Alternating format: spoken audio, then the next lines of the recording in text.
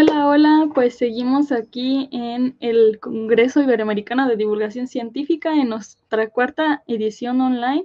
Ahora tenemos a Iracema, que ella nos va a hablar acerca de un tema que creo que no sabemos mucho, pero que espero que cada vez sepamos más acerca de la herpecultura. Ella es egresada de la licenciatura en Psicología por la Universidad Autónoma de Durango en Alternatus Uruguay, que es donde ella se desempeña. Ella se desempeña como responsable del diseño de programas educativos, gestión de comunidad, divulgación científica y producción de contenido audiovisual, con un enfoque en herpetocultura, cuando cuenta con experiencia en capacitación para la prevención de accidentes ofídicos y la gestión de riesgos en entornos naturales y urbanos. Ha colaborado con medios nacionales e internacionales para difundir el conocimiento sobre la fauna silvestre y es una activa promotora de la convivencia responsable, impulsando el respeto y la comprensión a los reptiles y otras especies incomprendidas en los ecosistemas, discúlpenme. Pero bueno, es un tema muy interesante y que creo que todos debemos informarnos un poquito más acerca de esto. Hola, Iracema, ¿cómo estás? ¿Cómo te va? ¿Cómo te sientes? Hola, buenas noches. Pues bien, bien que estoy acá participando en el Congreso. Muchas gracias por la invitación. Y bueno, espero que este aporte sume un poco más al conocimiento en general de todo sobre los reptiles y cómo esta actividad que estamos haciendo favorece a la conservación de especies. Sí, claro, pues un tema muy interesante, pues te dejo con el público y esperamos que les guste mucho este tema. Gracias. Bueno, pues buenas noches. Bienvenidos a todos los que están conectándose a esta charla. Como ya me presentaron aquí la compañera, yo soy Iracema Bisais, soy mexicana, actualmente estoy viviendo en Uruguay y bueno, estoy representando a esta parte del mundo con una actividad muy linda que es la que nos hemos especializado con mi familia. Es una manera de trabajar con animales que no la inventamos nosotros, porque evidentemente hay ya una línea de trabajo desde hace muchos años con esta modalidad, ¿no? Trabajando con reptiles, precisamente la reproducción, la cría, el manejo. Y bueno, y esta actividad nos involucra a todas las personas que estamos realizando tareas de conservación de especies. Entonces, muchas veces pasa que cuando nosotros estamos hablando de conservación de especies, no consideramos todas las herramientas que existen de conservación, ¿no? Y de repente escuchamos términos como in situ, ex situ, y si no estamos muy involucrados en el tema, no sabemos a qué se refieren, ¿no? Y bueno, y la conservación in situ implica actuar en el sitio donde viven los animales, donde viven las plantas, los hongos y todo lo que estemos trabajando. Y ex situ es cuando tú tomas algunos individuos de su hábitat y te los llevas a un ambiente controlado y empiezas a trabajar sobre la especie para ayudarle, ya sea porque esté enfrentando algún problema a su población o porque estés realizando alguna investigación en particular, pero tú lo vas a hacer en ambientes controlados. Entonces, la herpetocultura es una de estas herramientas de conservación que vamos a profundizar el día de hoy, pero voy a tratar de englobarlo todo en el aporte que tiene también a la divulgación científica, a la educación ambiental y bueno, y cómo redunda en la conservación de especies y la forma en la que todos nos estamos relacionando con esa vida silvestre que pues ya no está allá lejos en otro lugar, ¿no? Sino que ya estamos cada vez en mayor interacción con ella. Así que elegí un título bueno, que me parece que lo describe bastante bien y es Más allá del terrario, ¿no? Cuando uno habla de mantener reptiles en ambientes controlados, ese habitáculo donde ese reptil va a vivir se llama terrario y, y bueno, y uno encuentra en espacios como reptilarios, como instituciones zoológicas, o por ejemplo, institutos que realizan investigación, incluso algunas colecciones científicas dentro de alguna facultad, pues se encuentra animales vivos y bueno, y eso es la herpetocultura, ¿no? Cuando hay personas detrás del cuidado y detrás de todas las condiciones ambientales que mantienen a ese animal ahí.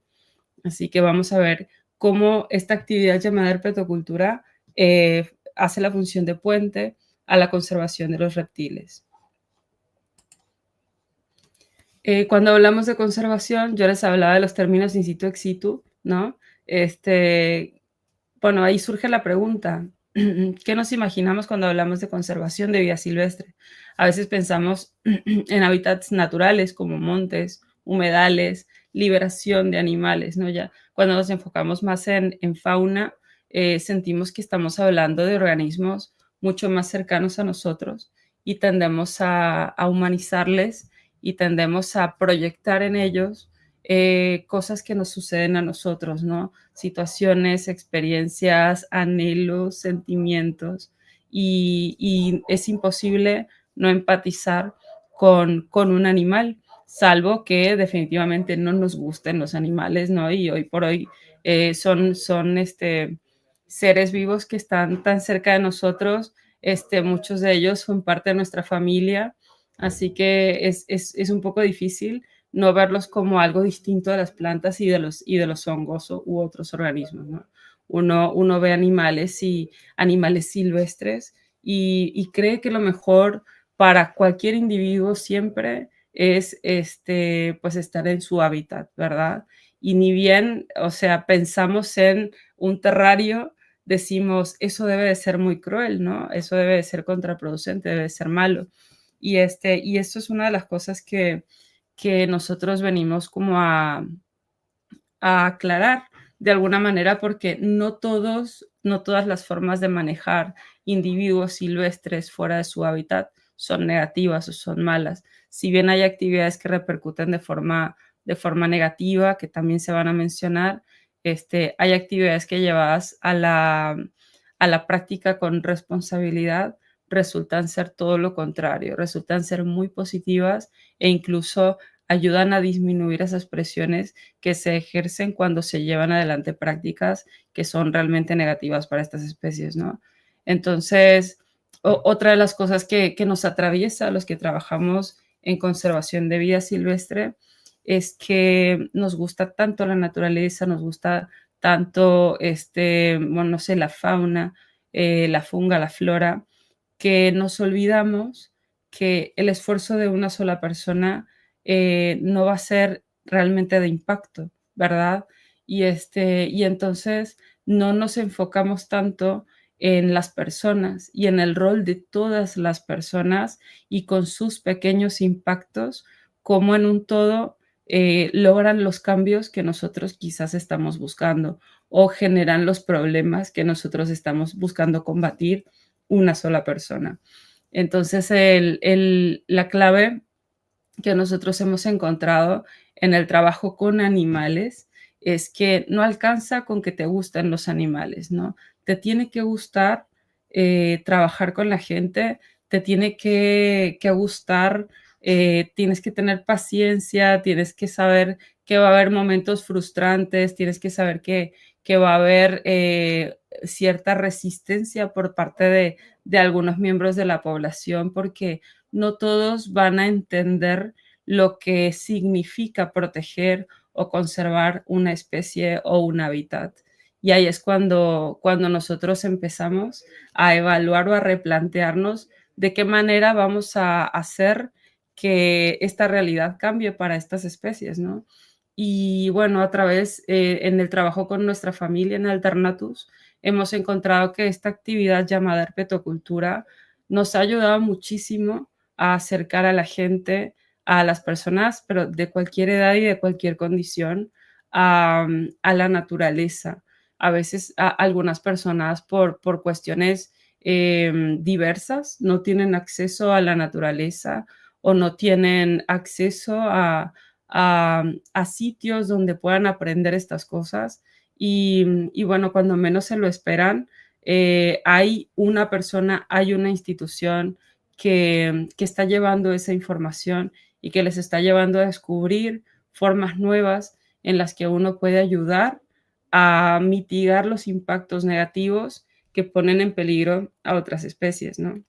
Entonces, también la idea con esta presentación es buscar inspirar en las personas que están tratando de generar cambios en su comunidad, inspirarles a trabajar con la gente, ¿verdad? A encontrar la manera de seducir a las personas para que entiendan cuál es tu objetivo, y para eso primero uno mismo tiene que saber qué es lo que busca, y bueno, y diseñar según la forma en la que nosotros estamos trabajando, armarte con un buen equipo técnico, tener bueno, las herramientas necesarias para poder llegar a la gente de una forma empática, pero al mismo tiempo que sea algo que a la gente le sea fácil dar un primer paso, dar ese cambio, ¿no?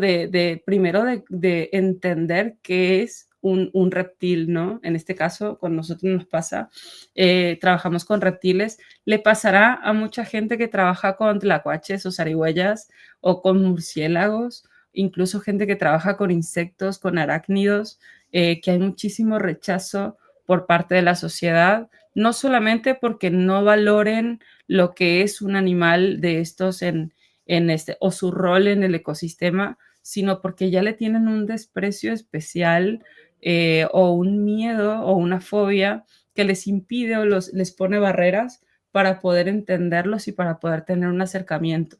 No es algo que le suceda mucho a la gente que trabaja con aves o con algunos otros mamíferos que sean más carismáticos, ¿no?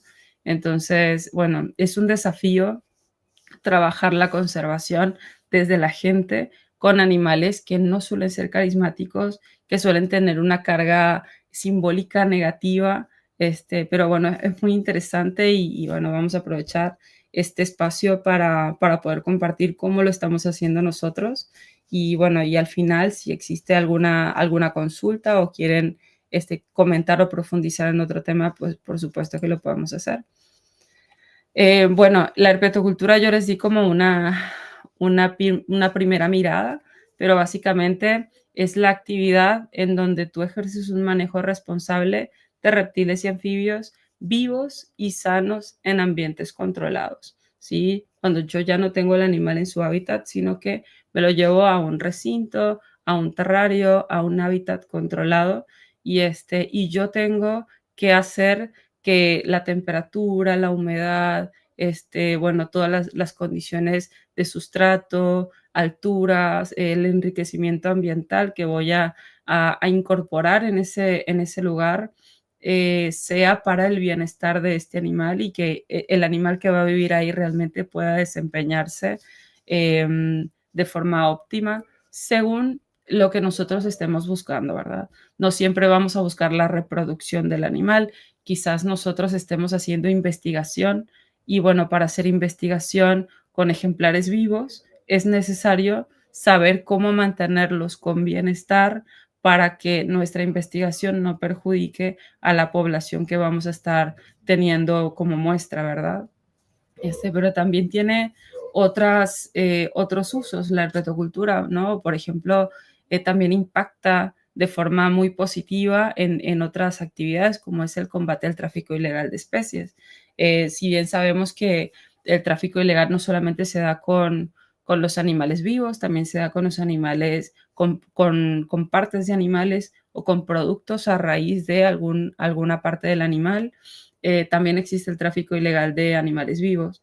Entonces, en el caso de la herpetocultura, se busca la reproducción de estos ejemplares o de estos animales según la especie y según el uso al que se le esté dando a la especie para evitar que esa caza y que esa extracción de su hábitat natural repercuta de forma negativa en la población silvestre.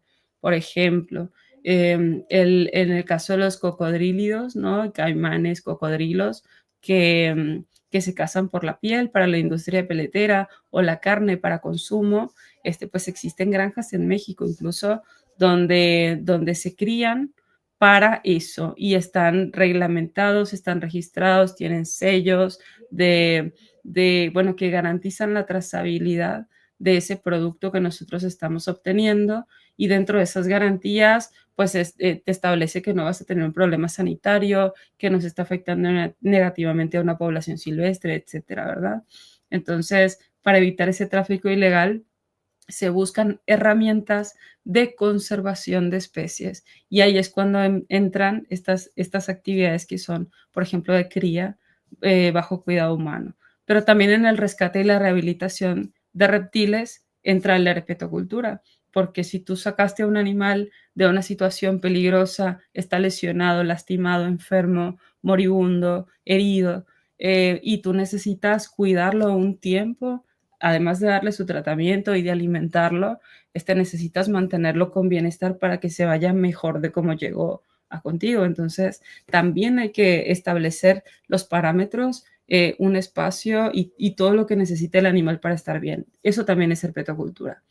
Cuando uno hace esta actividad, está permanentemente investigando, ¿verdad? Se conoce también como un hobby científico, porque a ti te lleva a investigar muchísimo, y dentro de lo que investigas están los libros, están los artículos científicos, los papers, están los blogs donde uno se encuentra con especialistas y consultan, están las plataformas de ciencia ciudadana donde uno hace aportes o uno se nutre de los aportes de los demás.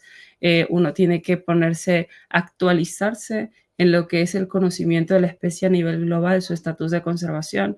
Entonces, ahí tú estás permanentemente no solamente investigando, sino también generando conocimiento, porque toda esa experiencia que tú vas a acumular trabajando con estos animales va a poder ser aprovechada por otra persona, por otra agrupación que pueda estar cerca de ti o muy lejos, gracias a eso que se generó mientras tú lo estuviste practicando. Y bueno, en educación ambiental vamos a profundizar más adelante, pero también tiene su aporte en el caso de los animales embajadores, cuando hacemos actividades de divulgación o de concientización, de sensibilización, de capacitación, etcétera, ¿verdad? Bueno, el bienestar animal, ni que hablar. El bienestar animal nos incluye a los humanos. Cuando nosotros estamos trabajando con animales vivos, por supuesto que lo que importa es su bienestar, pero cuando tenemos a estos animales como un animal de compañía, también se hace porque se busca el bienestar humano. Entonces, uno no puede estar sin el otro, ¿no? Si yo voy a tener un animal para que, bueno, un animal de apoyo, una mascota, un animal de compañía, como se lo quiera llamar, pues también tengo que velar por su bienestar, por su seguridad, por su salud. Y bueno, y todo eso se da gracias a esta actividad que es la herpetocultura responsable. Hablábamos antes también de lo que es la carga negativa, ¿no? La carga que tiene, en este caso, las serpientes. Habrá países donde tengan otros animales que tengan una carga social negativa, como una percepción social negativa, como puede ser acá en Uruguay, hay unas tortugas que son del género Trachemis, muy parecidas a las tortugas de orejas rojas que hay en México, pero acá les dicen morrocollos. Y estas tortugas, mucha gente, bueno, les hace daño pensando que son venenosas, porque hay mitos alrededor de estas tortugas. Entonces la gente les teme y les hace daño para evitar que los muerdan y los maten, ¿no? Bueno, dicho sea de paso, aclaramos, no hay tortugas venenosas, pero bueno, es esa percepción social que se tiene de estos animales que muchas veces es lo que genera los conflictos, ¿no? Y no necesariamente el animal necesite hacer algo para ponerse en peligro o ponernos en peligro a nosotros, ¿no? Esta foto me gusta mucho porque ilustra muy bien lo que sería la percepción que podemos tener todos que somos diferentes acerca de una serpiente, ¿no? En este caso, cuando uno se enfrenta a una serpiente, a veces piensa que va a encontrarse con un monstruo que está preparado para aniquilarnos, ¿no? Y piensa que lo peor que le puede pasar es encontrarse con una serpiente. Y lo que nosotros hemos encontrado en un camino que, bueno, han sido 13 años ininterrumpidos de trabajo, es que no necesariamente es la serpiente, ese monstruo que nos acecha, sino nuestro prejuicio, ¿no? A veces el acto de mayor coraje que podemos nosotros enfrentar es nuestro propio miedo, ¿no? El miedo que nosotros tenemos hacia el animal y esa situación que nosotros construimos en el imaginario de lo que va a pasar si me lo encuentro, ¿no? Y muchas veces pasa que el animal está mucho más aterrado que nosotros o incluso está buscando huir y nosotros no lo estamos sabiendo interpretar porque no conocemos sobre ellos, ¿no?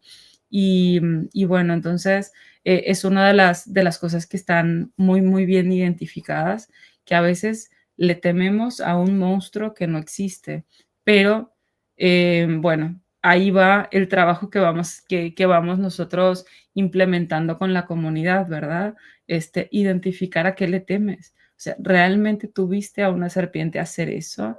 ¿O por qué le temes, no? Y cuando una persona empieza a reflexionar por qué le teme, muchas veces pasa que no sabe por qué e identifica quizás algún relato que le dieron o tiene un recuerdo de cuando eran pequeños y alguien la asustó, entonces creció con un miedo irracional. Entonces es muy importante trabajar con la gente y con su percepción social.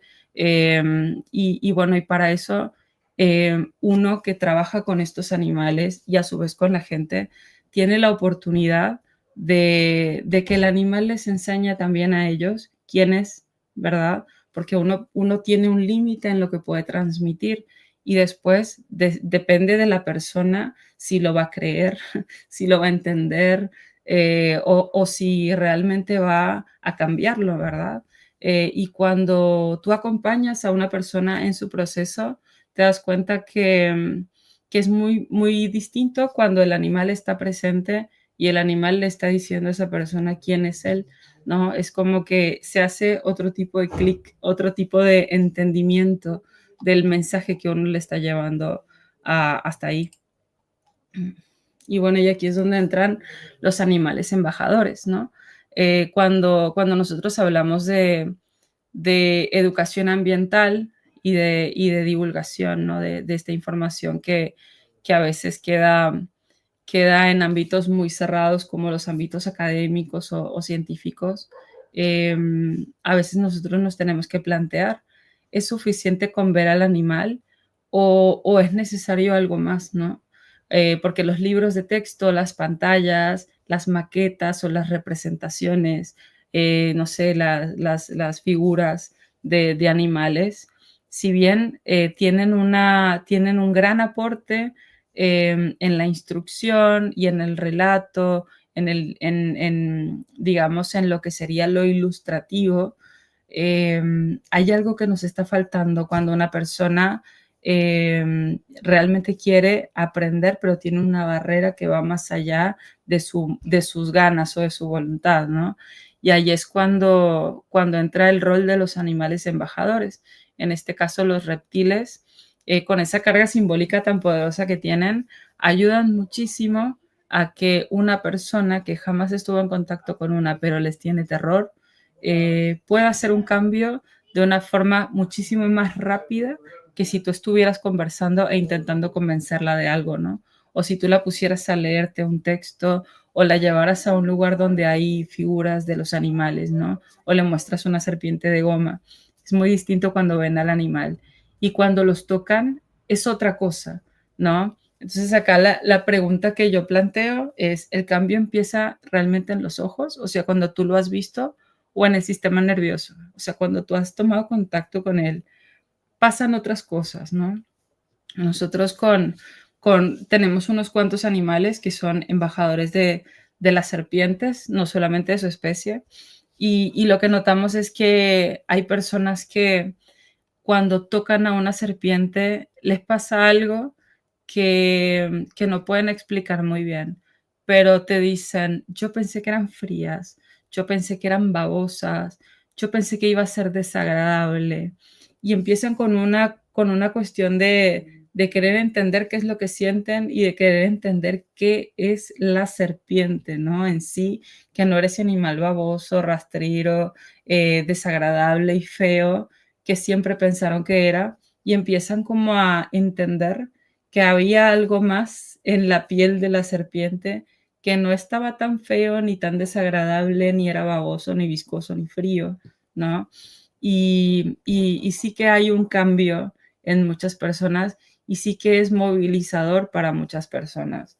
Y si eso está ayudando a que una persona que antes lastimaba a serpientes por miedo a que no lo haga, creo yo que eso tiene un gran impacto realmente en la conservación de no solamente de una especie, sino de todo un grupo animal, ¿no? Entonces, bueno, eso es una emoción, es una empatía que nace de la experiencia, que no es tan fácil de explicar, pero que también es conservación. Y cuando estamos hablando de divulgación científica, yo les traje un ejemplo con imágenes. Nosotros trabajamos mucho con empresas, no solamente, a ver, instituciones educativas y vamos a comunidades vulnerables y damos estas capacitaciones o charlas o talleres para que, bueno, para que sepan gestionar los riesgos cuando encuentran una serpiente en su casa. También lo hacemos para empresas y diseñamos protocolos de acción junto con los técnicos prevencionistas para la seguridad laboral. Y en estos casos, bueno, cuando uno va a una escuela, a una institución educativa, cuando uno va a una comunidad, la gente que asiste es gente que tiene interés en el tema, que tiene una motivación especial para asistir. Pero cuando tú vas a una empresa, el técnico prevencionista básicamente obliga a los empleados a capacitarse en el tema, a hacer los cursos y a veces no les interesa el tema o a veces están muy negativos o muy reacios. Entonces, acá en esta experiencia nos sucedió que fuimos a una empresa que tiene una reserva natural muy importante en una zona de importancia por la gran biodiversidad y los ecosistemas que tiene. Entonces, los empleados de ahí tienen prohibido matar a los animales y cortar vegetación, pero claro, hay serpientes venenosas y tenían que aprender a hacer otra cosa que fuera no matarlas mientras estaban trabajando con las serpientes ahí. Y bueno, les fuimos a enseñar a hacer colecta segura y reubicación. Pero había empleados que estaban absolutamente negativos a estar en esa actividad porque le tenían muchísima aversión, o sea, muchísimo desagrado a las serpientes. Y nos pasó con uno de los funcionarios que estaba de brazos cruzados y estaba como muy tenso y siempre estaba lejos del grupo y decía, yo no voy a hacer la práctica, a mí no me importa que me obliguen, yo no lo voy a hacer. Entonces fuimos de a poco, fuimos mostrándoles mudas de piel. Acá en la primera foto lo que ven es una muda muy larga de una serpiente muy grande que teníamos en ese momento. Y bueno, y a ver, ¿cómo es eso? Entonces se acercaba a tocar la muda de piel como curioso y decía, mira qué interesante. Pero bueno, seguía en su plan de que él no iba a hacer como mucha cosa. Después pusimos una serpiente sobre la mesa y ellos estaban a una distancia segura y empezamos a conversar sobre el comportamiento de la serpiente en un lugar donde no iba a poner en riesgo a nadie. Entonces, pues todos así como muy serios, mirando como muy preocupados. Después sacaron teléfonos, les sacaron fotos y estaban como un poquito más relajados. Y en un siguiente paso fuimos al área natural a hacer una práctica de contención segura. Y esa persona que estaba más reacia a hacer la actividad fue la primera que quiso hacer la práctica y estaba muy emocionada haciéndola. Y después de que hicimos ese taller a los días, fue la primera persona que tuvo un encuentro con una serpiente venenosa del grupo que capacitamos y nos mostró muy orgulloso cómo había hecho su rescate por primera vez. Entonces, sí será importante, ¿no? Tener esos recursos con estos animales que van a ayudar a otras especies de su mismo grupo para que las personas no les hagan daño y las cuiden como si cuidaran a un puma o a un jaguar, ¿no? También hicimos una actividad de contacto con algunas serpientes inofensivas, que yo no recuerdo si este muchacho la hizo, pero bueno, finalmente lo que nos dejó esta actividad es que no alcanza solamente con saber mucho, no alcanza solamente con saberlo transmitir, no alcanza con una imagen, con un video. El animal enseña mucho más y acompañar a la gente y llevar y permitirles llevar su proceso es importante también. Después, cuando estamos hablando de la cría, de la reproducción de especies como estrategia de conservación, bueno, cumple varios objetivos, ¿no? Sustituye la extracción ilegal, como yo les contaba, existe el tráfico ilegal de especies, donde el animal se extrae directamente de la naturaleza para comercializarlo, y eso está perjudicando definitivamente a muchas especies. Yo les puse aquí el ejemplo de una tortuga que es endémica del Chaco argentino paraguayo, que es la tortuga de tierra de la zona. La especie es Chelonoidis quilensis, y es muy traficada ilegalmente, ¿no? No es una especie que cuente con programas de reproducción ex situ, y es muchísimo, muy traficado, o sea, ya está al borde de la extinción.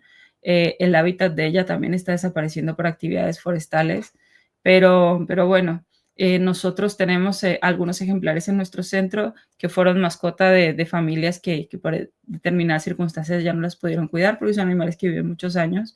Y tenemos una comunidad de tortugas adultas que por primera vez este año, hace unos días, tuvimos el primer nacimiento, que es esa tortuga chiquita que tiene mi hija en la foto de abajo. Bueno, nunca habíamos tenido nacimientos, si bien siempre tuvimos desoves, era muy difícil llevar a término la incubación, porque son animales que su incubación puede durar 1 año y medio, 2 años. Es muy, muy larga, y lo logramos este año, así que es un éxito que tuvimos con la especie. Entonces, una vez que uno va adquiriendo esa experiencia y va pudiendo aportar a especies que están realmente amenazadas, es que nosotros podemos entonces plantear un programa de reintroducción de la especie en zonas donde esté un área protegida, suponiendo que existieran en su lugar de origen, ¿no? Pero bueno, esos ya son cosas como proyectos más ambiciosos, pero lo primero que hay que tener es la posibilidad de aportar ejemplares, ¿no? Y esta es una de las posibilidades que nosotros estamos empezando a abordar. Así que bueno, la cría responsable es lo opuesto al tráfico ilegal de especies. Tú lo que estás haciendo es generar conocimiento de forma responsable, y a su vez estás llevando adelante actividades de educación que sin duda que repercuten positivamente en la conservación de especies. Y acá les tengo otro ejemplo de cómo la herpetocultura agrega valor a la conservación de especies, pero este es el caso de un rescate, ya no es de cría. Nosotros mantenemos a esta anaconda amarilla, que es la de la primera foto a la izquierda, se llama Kaikaibilu, y ella fue donada hace muchos años a nuestro centro. Después, en 2022 y 2023, colaboramos en el rescate de 6 anacondas amarillas que llegaron a Uruguay de forma accidental en embarcaciones que venían por el río Paraná desde Paraguay, atravesaron Argentina y llegaron a puertos de Uruguay con minerales que se estaban utilizando para unas vías, para una obra muy grande. Entonces, pues el flujo de movimiento de estas embarcaciones por ese río, donde está una población muy grande de la especie, hizo que el desplazamiento de la especie hasta Uruguay se diera con mayor frecuencia, que en esa zona la especie no se encuentra. Hay registros de esta especie, pero en el norte de Uruguay, en el límite con Brasil, pero no en esa zona. Entonces hubo que hacer el retiro, porque en los puertos donde se encontró a las serpientes, pues había gente trabajando y no era el lugar donde esta especie tuviera oportunidad de sobrevivir. Hicimos el rescate de 6, pero son animales muy delicados y son animales que tienen condiciones muy, muy rigurosas para poderse llevar adelante su cuidado y su bienestar. Así que fue un desafío para nosotros, pero pudimos lograr que las 6 anacondas rescatadas pasaran con nosotros unos cuantos meses y se mantuvieran bien y se alimentaran y estuvieran libres de estrés, que es lo que uno busca cuando quiere cuidar animales, ¿no? Así que bueno, finalmente los animales llegaron al final del tiempo que tenían que estar con nosotros. Consideramos nosotros que era el momento oportuno de que volvieran a su hábitat. No había motivos para que estos animales continuaran en cautiverio, así que dimos aviso a las autoridades, que en este caso es el Ministerio de Ambiente, quienes se encargan de la gestión de la fauna. Y bueno, y ellos las fueron a buscar a nuestro centro y las llevaron a liberar. Bueno, la liberación fue todo un tema, pero bueno, no voy a profundizar en eso, ¿no? Hubiera sido ideal que estos animales volvieran a Argentina, que es del lugar donde seguramente vinieron, pero bueno, ya las autoridades saben por qué hacen sus cosas. Entonces, bien, nosotros estamos ahora trabajando desde la herpetocultura con la gente a través de los animales, ¿no? Para poder generar esa empatía o cultivar esa empatía que le va a facilitar a estas especies su supervivencia en su hábitat natural. Si bien los animales con los que nosotros trabajamos, los embajadores, no son animales que provengan de la naturaleza, su gran mayoría son animales que ya provienen de líneas de cría domésticas. Ellos están ayudando a que mucha gente los comprenda, los valore, los entienda, los cuide y lo traslade a las especies con las que se va a encontrar en Uruguay. Acá tenemos imágenes diferentes, no solamente niños, que si bien es una población muy importante para trabajar y muy receptiva, pues no hay que descuidar a todas las generaciones, ¿no? Ahí los animales no van a esperar a que los niños crezcan y puedan tomar decisiones. Realmente hay que trabajar a la par con todos y es lo que estamos haciendo. Acá tenemos ejemplos, ¿no? Siempre estamos recibiendo escuelas, nosotros vamos a escuelas también, recibimos visitantes todo el año y este nene de acá que se llama Salvi, el que está a la derecha, bueno, hizo como un feeling muy lindo con esta serpiente que tenemos nosotros y nos fue a visitar en determinadas oportunidades con la familia y le llevaba cartitas de amistad a la serpiente y bueno, es algo muy lindo que nos pasó hace muy, muy poquito. Y bueno, y cuando les hablo de no descuidar a las generaciones, a todas las generaciones, me refiero a todas, ¿no? A veces nosotros descuidamos al adulto mayor en estos temas y bueno, si nosotros hemos aprendido algo es que nunca es tarde para aprender. La gente de otras generaciones que vivió otras realidades y la forma en la que se hacían las cosas antes era muy distinta de cómo se hacían ahora o de cómo se perciben ahora. Pues no hay que dejarlos afuera, ¿no? También ellos tienen derecho de conocer o de entender qué es lo que está sucediendo con estos animales, también tienen derecho a desmitificarse, también tienen derecho a aprender que la matanza de los animales no es la única solución ante el encuentro con ellos, más allá de que nos gusten o no. En este caso, este señor que aparece en la primera foto de fondo, cuando estábamos dando el taller, en la parte teórica, él nos hizo el comentario de que él las mataba porque tiene ganado y tiene mucho campo y realmente a las serpientes le matan a su ganado y él, bueno, las mata, ni modo. Pero de todas maneras dio el primer paso a aprender sobre ellas, a entender cómo podía cuidarse, cómo podía cuidar a sus animales. Y eso nosotros lo valoramos mucho. Nosotros no lo confrontamos, no somos quien para confrontar a una persona por cómo ellos solucionan sus problemas, pero sí que estuvimos muy abiertos a ofrecerle alternativas y él al principio parecía no estar muy receptivo y después sí lo estuvo. ¿Saben cuándo cambió su actitud? Cuando salió la serpiente, cuando pudo ver cómo otras personas conectaban con una serpiente y cuando él se animó a tocarla y dijo, son lindas. Y claro, y claro que son lindas, ¿no? Pero para que una persona que siempre las mató y que nunca les vio nada bueno, te diga que son lindas y las toque y te diga que le gustó y te agradezca la información, es algo que no se iba a obtener de otra manera, ¿saben? Y bueno, ya no hablamos de generaciones, o sí, pero hoy hablamos de inclusión también, ¿no? ¿Qué permite la herpetocultura? Cómo llegar a la gente con la información, cómo llegar con la ciencia. Y a veces no con la ciencia, a veces cómo conectar con personas que tienen muy difícil por sus diferentes condiciones, ya sea por neurodivergencia, por discapacidad o por salud, conectar con los demás, conectar con los animales, gente que siente que ya no tiene tiempo para explorar y para hacer todo lo que quiere hacer y lo que quiere más en su vida es estar con los animales, ¿no? Tenemos muchos casos, ¿no?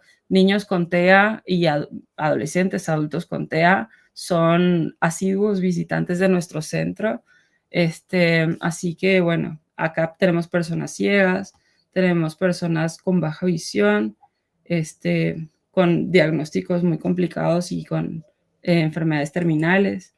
Así que bueno, ¿es posible conservar lo que no se comprende? Esta es una pregunta que yo creo que no es posible.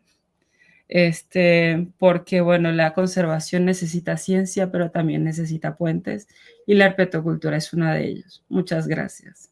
Acá tienen nuestras redes sociales por si quieren seguir nuestro trabajo de cerca y bueno, muchas gracias por el espacio y si hubiera preguntas estoy a las órdenes.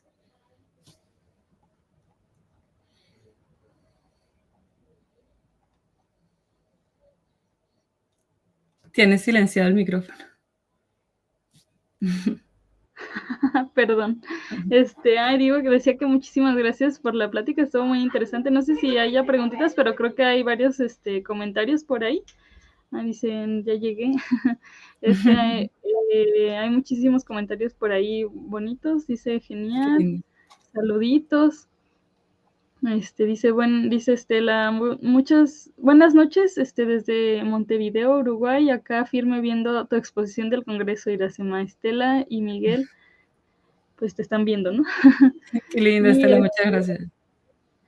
El profe Pablo dice, excelente congreso, saludos desde Chile, mañana estaremos presentes también compartiendo ciencia. Sí, pues aquí están dando paso. Víctor dice, buenas noches desde Feliciano, Entre Ríos, Argentina. Nos están viendo de varias partes. Brenda dice, gracias Iracema, yo soy una que supero la fobia a los reptiles heredada por preconceptos tradicionales. Sí, pues lamentablemente, ¿no? Ese es uno de los problemas. Totalmente. Bueno, ella nos dice, soy Trilce, me pegó muy fuerte lo que hablaste de neurodivergencia, gracias por hacer este trabajo hermoso con esta población. Sí, pues no sé si nos quieras decir algo más acerca de como algo más personal, ¿no? Como que lo que tú has sentido y eso. Siento que es una labor muy bonita y que ha ayudado a mucha gente, pero... Sí. Es una actividad muy linda, muchas gracias. Es muy linda, es muy reconfortante. Por supuesto que también es frustrante porque te encuentras con otro lado de la percepción, ¿no?, que se tiene de estos animales. Hay gente muy reacia, hay gente que no hay forma en la que tú le puedas entrar y a veces eso hace que uno se desanime un poco. Pero bueno, nosotros mantenemos una actitud más constructiva y más de trabajar con la gente que quiere hacer algo, ¿no? Y no nos enfocamos tanto en aquellos que no lo comprenden, que eso es algo que pasa mucho cuando tú tienes cierto alcance, ¿no? Que te puede llegar a afectar que haya gente que no lo valore. En nuestro caso, en mi caso, yo siempre hablo de nuestro caso porque esto lo hacemos en familia, toda nuestra familia, mi pareja, nuestros 2 hijos, y tenemos a 2 colaboradores de oro, que son Nico y Gonzalito, que han estado trabajando con nosotros en los últimos tiempos y realmente es algo muy movilizador para todos. Cuando estamos trabajando con gente y con los animales, nosotros a los animales lo vemos como parte de lo normal, pero trabajar con gente que moviliza cosas fuertes y que está contigo y te lo agradece es algo muy lindo. O sea, hay personas que realmente necesitan esos espacios donde superar algo, porque incluso los preconceptos, las fobias afectan mucho a la calidad de vida de la gente, ¿no? Y por ejemplo, al punto de ya no querer vivir en ese lugar porque ha encontrado serpientes o porque ha encontrado lagartos. Entonces, de quererse mudar y de renunciar a ese sueño que tenían de vivir ahí, ¿no?